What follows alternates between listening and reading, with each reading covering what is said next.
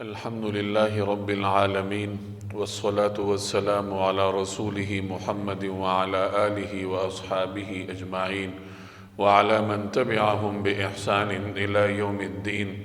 أما بعد فأعوذ بالله من الشيطان الرجيم. بسم الله الرحمن الرحيم. إنما يريد الله ليذهب عنكم الرجس أهل البيت ويطهركم تطهيرا. صدق الله العظيم. بزرگان محترم اور میرے عزیز دوستوں اور بھائیوں، گزشتہ جمعہ میں ام المؤمنین حضرت ام سلمہ رضی اللہ تعالی عنہ کے حالات زندگی کے بارے میں کچھ گزارشات پیش کی تھی. اسی سلسلے میں کچھ مزید گزارشات عرض کرنی ہے. حضرت ام سلمہ رضی اللہ تعالی عنہ کے پہلے خاوند کا نام عبداللہ بن عبد الاسد تھا، جو کہ حضرت ابو سلمہ رضی اللہ تعالی عنہ کے نام سے معروف تھے. ان دونوں میاں بیوی میں بہت والہانہ محبت تھی، بے مثال طریقے سے زندگی بسر کر رہے تھے. ایک موقع پہ حضرت ام سلمہ رضی اللہ تعالی عنہ نے اپنے خاوند حضرت ابو سلمہ رضی اللہ تعالی عنہ کو کہا کہ میں نے یہ سنا ہے کہ اگر خاوند اور بیوی دونوں جنتی ہوں اور خاوند کے انتقال کے بعد بیوی کوئی اور شادی نہ کرے تو اس بیوی کو جنت میں وہی خاوند ملا کرتا ہے. اسی طریقے سے اگر بیوی کے انتقال کے بعد خاوند کوئی اور شادی نہ کرے تو اسے جنت میں وہی بیوی ملتی ہے. تو آؤ ہم دونوں آپس میں یہ وعدہ کر لیں کہ ہم دونوں میں سے جو بھی پہلے چلا جائے گا اس دنیا سے، تو جو دنیا میں باقی رہے گا وہ دوسرا نکاح نہیں کرے گا، تاکہ جنت میں ہم ایک ساتھ رہیں. یہ حضرت ام سلمہ نے اپنے خاوند حضرت ابو سلمہ کے سامنے پیشکش رکھی. تو حضرت ابو سلمہ نے کہا کہ کیا میں اگر آپ کو کچھ کہوں تو آپ مانیں گی؟ تو انہوں نے کہا کہ ہاں میں اطاعت کروں گی، میں نے اسی لیے تو آپ کے سامنے یہ پیشکش رکھی ہے. تو حضرت ابو سلمہ نے فرمایا کہ دیکھو، اگر تمہاری زندگی میں میرا انتقال ہو گیا تو تم ضرور دوسرا نکاح کرنا، اور ساتھ یہ دعا بھی کی کہ یا اللہ ام سلمہ کو مجھ سے بہتر متبادل عطا فرمانا. حضرت ام سلمہ فرمایا کرتی تھی کہ ابو سلمہ کے انتقال کے بعد میں یہ سوچا کرتی تھی کہ ان سے بہتر متبادل مجھے کہاں ملے گا. چونکہ انہوں نے اپنے خاوند کے ساتھ بہت شاندار زندگی بسر کی تھی، محبت کے ساتھ اس پورے دورانیے کو گزارا تھا، تو یہ حیران ہوتی تھیں کہ مجھے ان سے بہتر خاوند کہاں ملے گا. حضرت ابو سلمہ کو غزوہ احد میں ایک زخم لگا تھا، وہ کچھ گہرا تھا، دیر تک اس کا علاج چلتا رہا تو کسی حد تک وہ ٹھیک ہو گیا تھا. بعد میں ایک موقع پہ حضرت ابو سلمہ نبی کریم صلی اللہ علیہ وسلم کے حکم سے ایک مہم پر تشریف لے گئے تھے. لمبا سفر تھا، غالباً 1 مہینے تک مدینہ منورہ سے باہر رہے. جب واپس تشریف لائے تو سفر کی صعوبتوں کی وجہ سے وہ زخم دوبارہ جاری ہو گیا تھا، اور اسی زخم کی وجہ سے پھر ان کا انتقال ہوا. جب ان کا انتقال ہوا تو اس وقت حضرت ام سلمہ امید سے تھی، اور اللہ نے انہیں بیٹی عطا فرمائی جس کا نام زینب تھا. تو بیٹی کی ولادت کے بعد ان کی عدت مکمل ہو گئی. عدت مکمل ہونے کے بعد پہلے حضرت ابوبکر صدیق نے ان کی طرف نکاح کا پیغام بھیجا، لیکن حضرت ام سلمہ نے معذرت کی. اور بعض روایات میں آتا ہے کہ حضرت ابوبکر صدیق کے بعد حضرت عمر فاروق نے بھی ان کی طرف نکاح کا پیغام بھیجا تھا، جو انہوں نے قبول نہیں فرمایا. اس کے بعد نبی کریم صلی اللہ علیہ وسلم کے نکاح کا پیغام لے کر حضرت عمر فاروق حضرت ام سلمہ کے پاس گئے، اور جا کر ان سے کہا کہ میں آپ کے لیے بہت خیر اور برکت لے کر آیا ہوں. نبی کریم صلی اللہ علیہ وسلم نے میری زبانی آپ کے لیے نکاح کا پیغام بھیجا ہے. تو حضرت ام سلمہ نے کہا کہ ایک تو میری عمر زیادہ ہے، اور پھر میرے بچے بھی زیادہ ہیں، اور تیسرے نمبر پر میرے اندر غیرت بھی زیادہ ہے. یہ انہوں نے اپنے کچھ مسائل پیش کیے.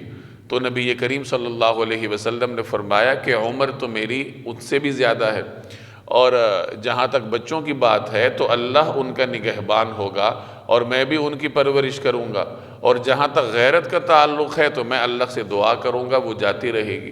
تو حضرت ام سلمہ نے نبی کریم صلی اللہ علیہ وسلم کے نکاح کا پیغام قبول کیا، اور یوں وہ ام المومنین بن کر جناب رسول اللہ صلی اللہ علیہ وسلم کے گھر میں منتقل ہو گئیں۔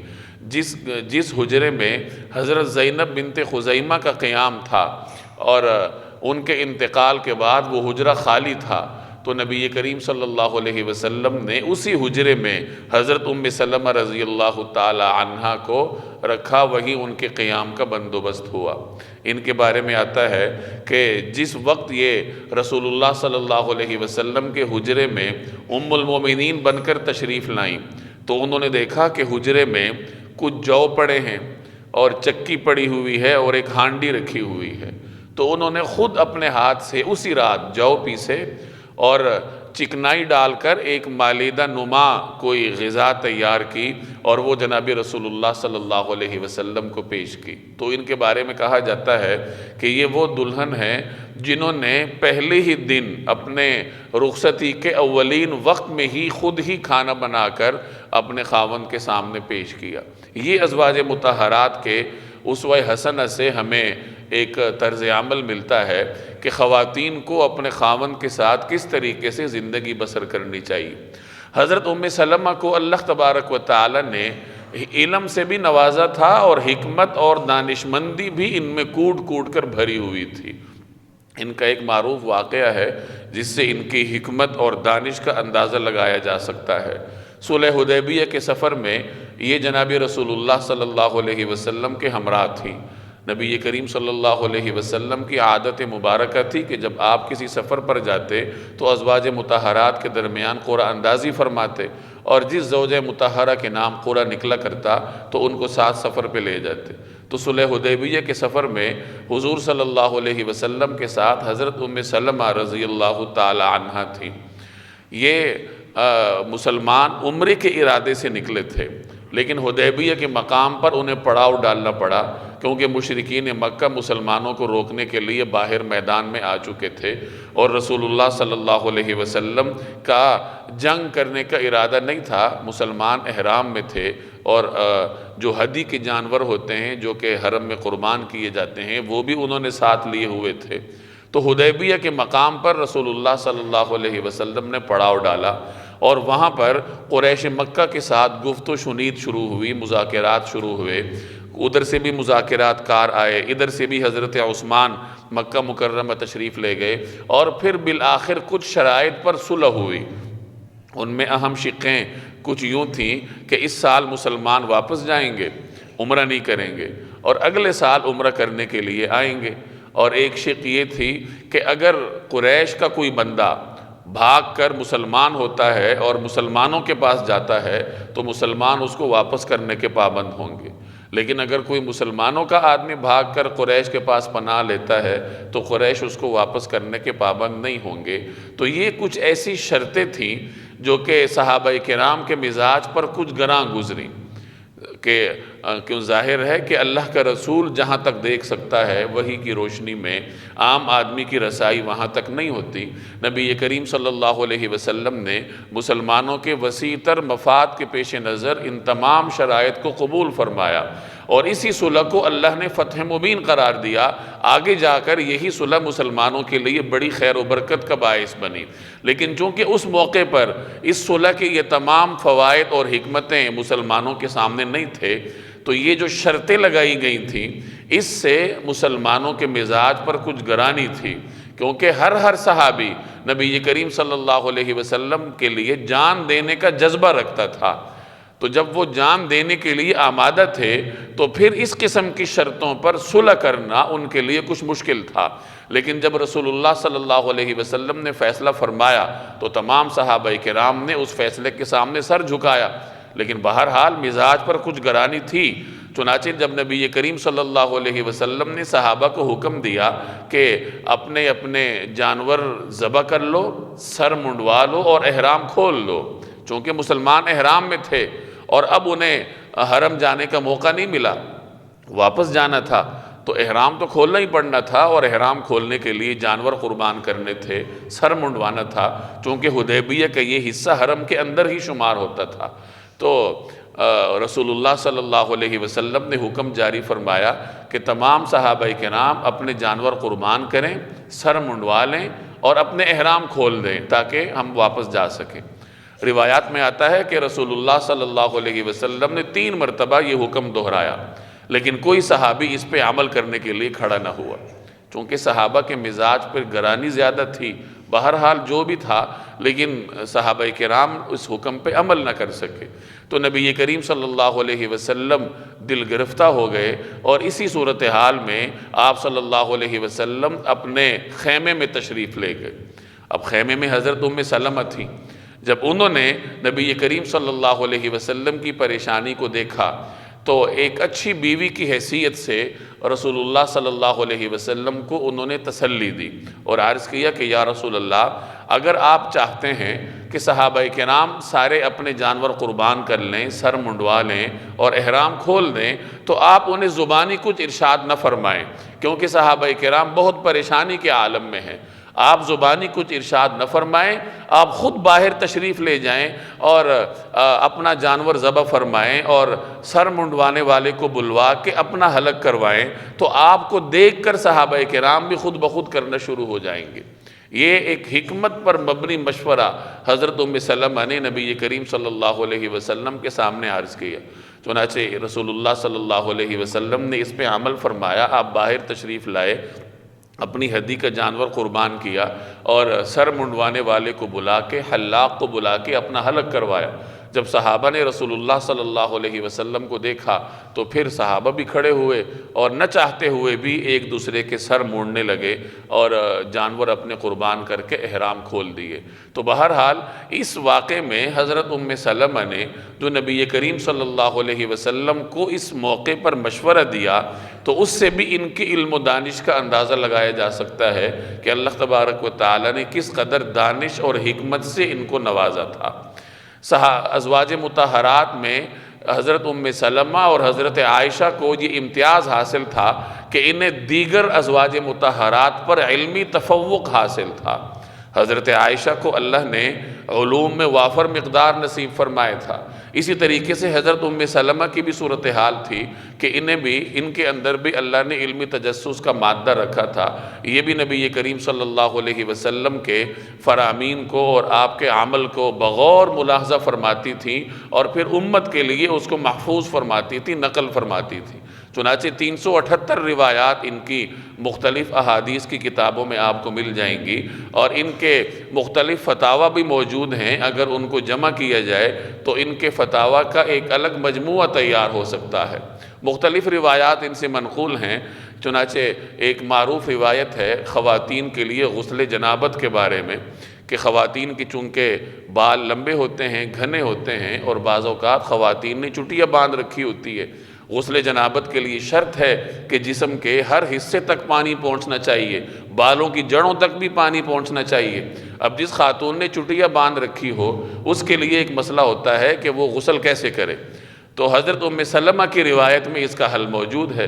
انہوں نے رسول اللہ صلی اللہ علیہ وسلم سے دریافت فرمایا تھا کہ یا رسول اللہ، میں اپنے بالوں کی چٹیا کی گریں بہت مضبوطی کے ساتھ باندھتی ہوں، اب غسل کے لیے میں انہیں کھول دیا کروں یا کیا کروں؟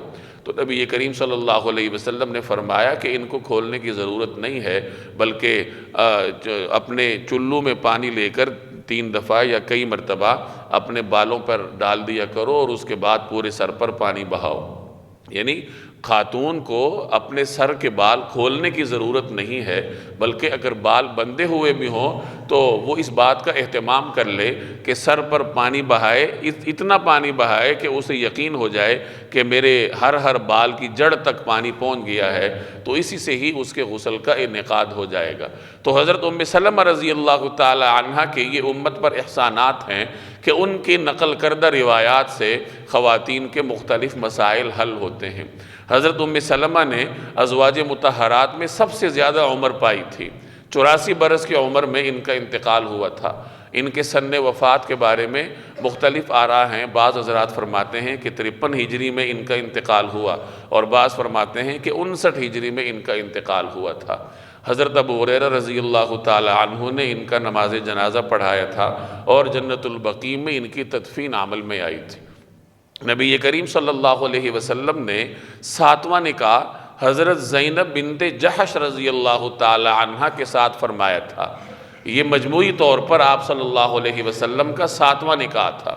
پہلا نکاح حضرت خدیجہ سے، دوسرا حضرت عائشہ سے، تیسرا حضرت سودا سے، اور بعض روایات کے مطابق دوسرا حضرت سودا سے اور تیسرا حضرت عائشہ سے، چوتھا حضرت حفصہ سے، پانچواں حضرت زینب بنت خزیمہ سے، چھٹا حضرت ام سلمہ سے، اور 7واں نکاح آپ صلی اللہ علیہ وسلم نے حضرت زینب بنت جحش رضی اللہ تعالی عنہ کے ساتھ فرمایا۔ مجموعی طور پر یہ 7واں نکاح تھا، لیکن یہ اس وقت 5ویں بیوی بن کر رسول اللہ صلی اللہ علیہ وسلم کے حجرے میں تشریف لائی، کیونکہ ازواج مطہرات میں سے 2 کا انتقال ہو چکا تھا، حضرت خدیجہ اور حضرت زینب بنت خزیمہ رضی اللہ تعالی عنہما اللہ کو پیاری ہو چکی تھیں، اور اس وقت 4 ازواج مطہرات نبی کریم صلی اللہ علیہ وسلم کے حجرات میں موجود تھیں، حضرت عائشہ، حضرت سودا، حضرت حفصہ اور حضرت ام سلمہ، اور 5ویں بیوی بن کر حضرت زینب بنت جحش رضی اللہ تعالی عنہ نبی کریم صلی اللہ علیہ وسلم کے حجرات میں تشریف لائیں۔ حضرت زینب بنت جحش کے والد کا نام جحش تھا، والد کی طرف سے ان کا تعلق قریش کی مشہور شاخ بنو اسد سے تھا، اور والدہ کی جانب سے ان کو یہ اعزاز حاصل تھا کہ یہ حضرت عبد المطلب کی پوتی تھیں۔ ان کی والدہ کا نام امیمہ بنت عبد المطلب تھا۔ یہ نبی کریم صلی اللہ علیہ وسلم کی حقیقی پھوپھی ذات بہن تھیں۔ ان کی والدہ امیمہ یہ رسول اللہ صلی اللہ علیہ وسلم کے والد ماجد حضرت عبداللہ کی حقیقی بہن تھیں۔ تو یہ ایک ان کا اعزاز تھا کہ یہ ماں کی طرف سے ہاشمیہ خاتون تھیں۔ ان کا پہلا نکاح نبی کریم صلی اللہ علیہ وسلم کے حکم سے حضرت زید بن حارثہ رضی اللہ تعالی عنہ کے ساتھ ہوا۔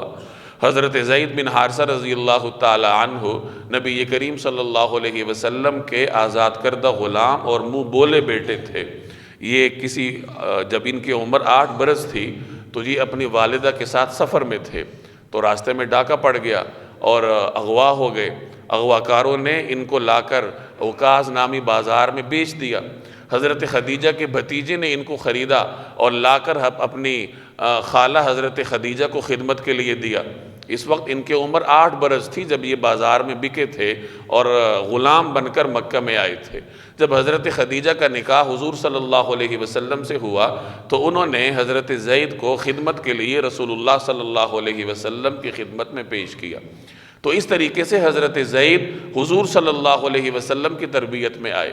بعد میں جب ان کے والدین کو پتہ چلا کہ ہمارا بیٹا مکہ میں غلامی کی زندگی بسر کر رہا ہے تو ان کے والد اور چچا ان کو لینے کے لیے آئے اور آ کر نبی کریم صلی اللہ علیہ وسلم سے درخواست کی کہ یہ ہمارا بیٹا ہے، اس طریقے سے اغوا ہو کر بکتا بکاتا آپ کے پاس پہنچا ہے، تو جتنی رقم آپ کو چاہیے آپ لے لیجئے اور ہمارا بیٹا ہمارے حوالے کر دیجیے۔ تو آپ صلی اللہ علیہ وسلم نے فرمایا کہ اس سے پوچھ لو، اگر وہ آپ کے ساتھ جانا چاہتا ہے تو اس کو ویسے ہی لے جائیے، اور اگر وہ آپ کے ساتھ نہ جانا چاہے تو پھر میں اس پہ زبردستی نہیں کروں گا۔ تو والد اور چچا یہ سن کر خوش ہوئے کہ آسانی کے ساتھ بیٹا ہمیں واپس مل رہا ہے، تو انہوں نے جا کر اپنے بیٹے زید سے کہا کہ میرے ساتھ چلو، ہمیں اجازت مل گئی ہے آپ کو لے جانے کی۔ تو حضرت زید نے انکار کیا، اپنے حقیقی والد کو انکار کیا کہ میں آپ کے ساتھ نہیں جا سکتا، میں نبی کریم صلی اللہ علیہ وسلم کے ساتھ رہوں گا۔ اور اس وقت ان کی عمر کتنی تھی؟ 15 برس تھی۔ 15 برس کے بچے کی کیا عمر ہوتی ہے؟ اور یہ اعلان نبوت سے پہلے کا زمانہ تھا، ابھی نبی کریم صلی اللہ علیہ وسلم نے نبوت کا اعلان نہیں فرمایا تھا، ابھی بعثت نہیں ہوئی تھی۔ تو اس وقت کے یہ واقعات ہیں کہ 15 برس کی عمر ہے اور اپنے حقیقی والد کے ساتھ جانے سے انکاری ہیں اور نبی کریم صلی اللہ علیہ وسلم کی تربیت میں رہنا چاہتے ہیں۔ اس سے آپ اندازہ لگائیے کہ نبی کریم صلی اللہ علیہ وسلم کے اخلاق کا کیا عالم تھا کہ 15 برس کا بچہ بھی آپ صلی اللہ علیہ وسلم کی خدمت میں رہنے کے لیے اپنے حقیقی والد کو انکار کرتا ہے اور کہتا ہے میں آپ کے ساتھ نہیں جاتا، میں ادھر رہوں گا۔ آپ صلی اللہ علیہ وسلم نے انہیں پھر غلامی سے آزاد فرمایا اور اپنے بیٹے کا درجہ دیا۔ والد اور چچا یہ دیکھ کے مطمئن ہو گئے کہ ہمارا بیٹا اچھی جگہ پر ہے، محفوظ ہاتھوں میں ہے اور خوش ہے، چنانچہ وہ مطمئن ہو کر واپس چلے گئے۔ حضرت زید مکہ مکرمہ میں نبی کریم صلی اللہ علیہ وسلم کے منہ بولے بیٹے کی حیثیت سے زندگی بسر کرنے لگے۔ حضرت زید کو 2 اعزاز حاصل ہے۔ اللہ تبارک و تعالیٰ نے آپ کے ذریعے 2 ایسی رسوم کا خاتمہ فرمایا جو زمانہ جاہلیت میں تھیں، اور اللہ جل جلالہ نے ان کو اسلام کے لیے، مسلمانوں کے لیے پسند نہیں فرمایا۔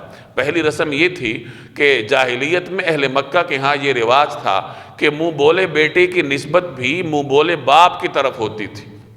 اس کے نسب میں حقیقی باپ کی بجائے منہ بولے باپ کا نام آتا تھا۔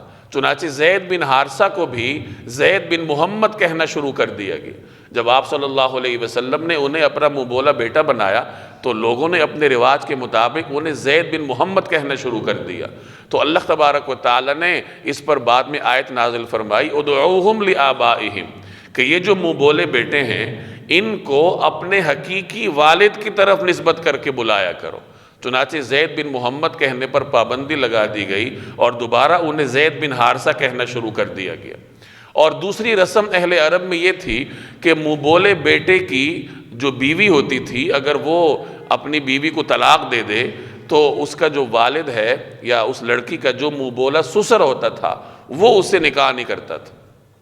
اگر کسی آدمی نے کسی بچے کو اپنا بیٹا بنایا ہے، منہ بولا بیٹا ہے اس کا، وہ منہ بولا بیٹا کسی سے شادی کرتا ہے، بعد میں نکاح نہیں چل پاتا، طلاق ہو جاتی ہے، اور اسی لڑکی سے اس لڑکے کو بیٹا بنانے والا اگر شادی کرنا چاہے تو اہل عرب کا سماج اس کی اجازت نہیں دیتا تھا۔ تو اللہ نے اس رسم کو بھی حضرت زید بن حارثہ کے ذریعے ختم فرمایا۔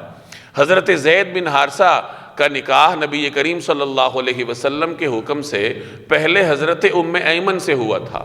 حضرت ام ایمن رضی اللہ تعالی عنہ یہ وہی خاتون ہیں جو پہلے حضرت عبداللہ نبی کریم صلی اللہ علیہ وسلم کے والد حضرت عبداللہ کی خدمت میں تھیں۔ ان کے انتقال کے بعد آپ صلی اللہ علیہ وسلم کی والدہ حضرت آمنہ کی خدمت میں تھیں، اور ان کے انتقال کے بعد نبی کریم صلی اللہ علیہ وسلم کی خدمت میں رہیں۔ ان کا نام برکہ تھا اور یہ بڑی شجاع اور دلیر خاتون تھیں، غزوات میں جایا کرتی تھیں، احد کے میدان میں یہ موجود تھیں، اور جب احد کے میدان میں افراتفری مچ گئی، بھگدڑ مچ گئی اور کچھ لوگ میدان جنگ سے باہر آنے لگے تو اس موقع پہ حضرت ام ایمن ان کے سامنے آ گئی اور ان کو غیرت دلانے لگیں کہ کہاں جاتے ہو، میدان جنگ سے باہر کیا موت نہیں آئے گی؟ صرف میدان جنگ کے اندر موت آئے گی۔ اور نبی کریم صلی اللہ علیہ وسلم کے تحفظ کا واسطہ دے کر انہوں نے میدان جنگ سے بددل ہونے والوں میں جوش بھرا۔ تو اس طریقے سے اللہ نے انہیں دلیری اور شجاعت سے نوازا تھا۔ برکہ نام تھا ان کا۔ رسول اللہ صلی اللہ علیہ وسلم نے ان کا نکاح حضرت زید بن حارثہ سے فرمایا۔ بعد میں آپ صلی اللہ علیہ وسلم نے حضرت زید کے دوسرے نکاح کے لیے حضرت زینب بنت جحش کو پیغام بھجوایا، جو کہ نبی کریم صلی اللہ علیہ وسلم کی پھوپھی زاد بہن تھی۔ اب اس نکاح میں ایک بہت بڑی مصلحت تھی۔ حضرت زید اگرچہ اپنے آبائی علاقے میں ایک نامور خاندان کے فرد تھے، لیکن عربوں میں یہ غلام کی حیثیت سے آئے تھے اور آزاد کردہ غلام کی حیثیت سے زندگی بسر کر رہے تھے، اور عربوں کے سماج میں ایسا سٹیٹس رکھنے والے کو عام طور پر دوسرے درجے کا شہری سمجھا جاتا تھا۔ ادھر حضرت زینب بنت جحش یہ ایک بڑے خاندان کی تھیں، بالخصوص والدہ کی جانب سے ہاشمیہ تھیں، اور عربوں میں بنو ہاشم کو جو اعزاز حاصل تھا وہ شاید شاہان یمن کو بھی حاصل نہ ہو، کیونکہ یہ بیت اللہ کے وارث تھے اور حرم کے متولی سمجھے جاتے تھے۔ تو یہ ایک ایسی شادی ہو رہی تھی جس میں بظاہر کوئی جوڑ نہیں تھا کہ حضرت زید بن حارثہ یہ سماج میں دوسرے درجے کے شہری سمجھے جا رہے ہیں عربوں کے سماج میں کہ آزاد کردہ غلام ہیں، اور حضرت زینب بنت جحش ایک بڑے خاندان سے تعلق رکھتی ہیں۔ چنانچہ ابتداء میں حضرت زینب بنت جحش اور ان کے والد کو بھی کچھ ناگوار سا گزرا کہ ہم کیسے یہاں پہ نکاح کر لیں۔ پھر یہ آیت نازل ہوئی کہ جب اللہ اور اس کا رسول کوئی معاملہ طے کر دیں تو پھر کسی مسلمان کو اس معاملے میں بولنے کا اختیار نہیں ہوتا۔ جب یہ آیت نازل ہوئی اور اس کا علم حضرت زینب بنت جحش اور ان کے بھائی کو ہوا تو پھر انہوں نے رسول اللہ صلی اللہ علیہ وسلم کے حکم کے سامنے سر جھکایا۔ یہ ان کی بہت بڑی قربانی تھی کہ عربوں میں جس نکاح کو بہت معیوب سمجھا جاتا ہے، خاص رسول اللہ صلی اللہ علیہ وسلم کے حکم پر عمل کرنے کے لیے حضرت زینب بنت جحش اور ان کے بھائی نے اس نکاح پر آمادگی کا اظہار کیا۔ تو نبی کریم صلی اللہ علیہ وسلم نے حضرت زینب بنت جحش رضی اللہ تعالی عنہ کا نکاح حضرت زید بن حارثہ رضی اللہ تعالی عنہ کے ساتھ کر دیا۔ نکاح تو کر لیا لیکن اللہ کی مشیت کچھ اور تھی، چنانچہ ان کی آپس میں بن نہ سکی۔ حضرت زید بن حارثہ پریشان تھے، ان کے ذہن میں یہ تھا کہ یہ جو میرے اوپر خاندانی تفوق رکھتی ہیں، نکاح کے بعد بھی شاید ان کے دل میں ہے، چنانچہ یہی وجہ ہے کہ ان کا رویہ میرے ساتھ نسبتاً سخت ہوتا ہے۔ تو حضرت زید رسول اللہ صلی اللہ علیہ وسلم کی خدمت میں حاضر ہوئے اور آپ سے اجازت چاہی کہ اگر آپ کی اجازت ہو تو میں زینب کو طلاق دے دوں، کیونکہ یہ صورتحال ہے۔ تو آپ صلی اللہ علیہ وسلم نے حضرت زید سے فرمایا کہ امسک علیک زوجک واتق اللہ، کہ اپنی بیوی کو اپنے پاس رکھو، اس کو روکے رکھو اور اللہ سے ڈرو۔ انہیں علیحدگی سے منع فرمایا، لیکن جو مشیت تھی وہ ہو کے رہی اور بعد میں اس جوڑے میں علیحدگی ہوئی، اور اس کے بعد پھر رسول اللہ صلی اللہ علیہ وسلم نے اللہ کے حکم سے ان سے نکاح فرمایا۔ یہ تفصیلی واقعہ ہے، انشاءاللہ اگلے جمعے میں اس کو مکمل کریں گے۔ اللہ تبارک و تعالی سمجھنے کی توفیق دے۔ وما علینا الا البلاغ۔